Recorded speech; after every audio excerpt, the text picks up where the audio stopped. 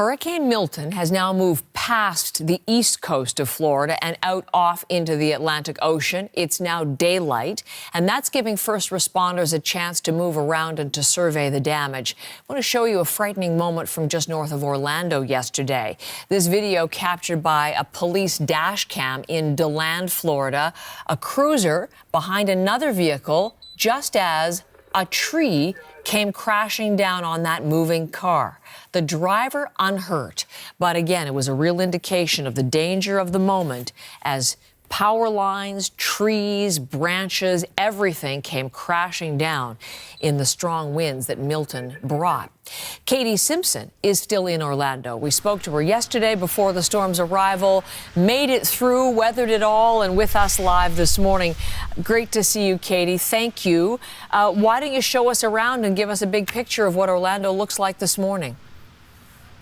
Well, Heather, you can see behind me that the trees, for the most part, from where we are positioned, they were able to withstand those hurricane force winds.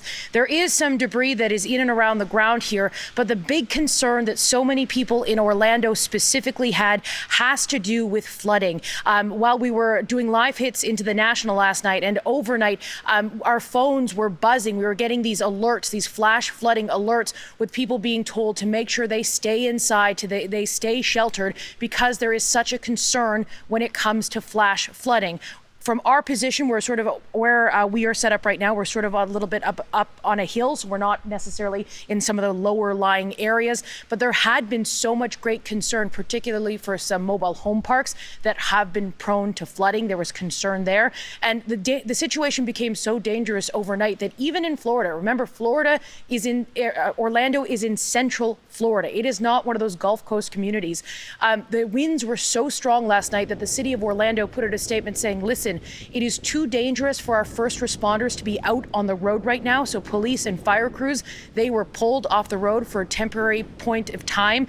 That has resumed. And now that daylight is up and first responders can get a better sense of exactly just what kind of damage there is here, we're going to be getting a better assessment of just how powerful this storm was.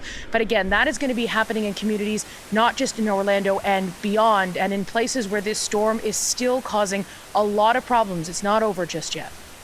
No, that's exactly what Tampa's mayor has said, Katie. And we're also getting from people in St. Lucie County. This is reports this morning that officials there are saying, we know that was where the tornadoes, which came before the hurricane's arrival.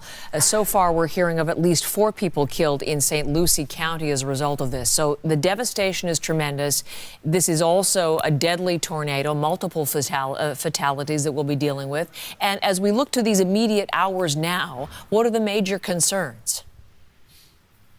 The big concerns are, what about anyone who stayed in an evacuation zone and ignored the orders to leave? The concern is, are they still alive? Is there any communication with them? Remember, as you mentioned, Heather, power is cut to more than 3 million people in this state.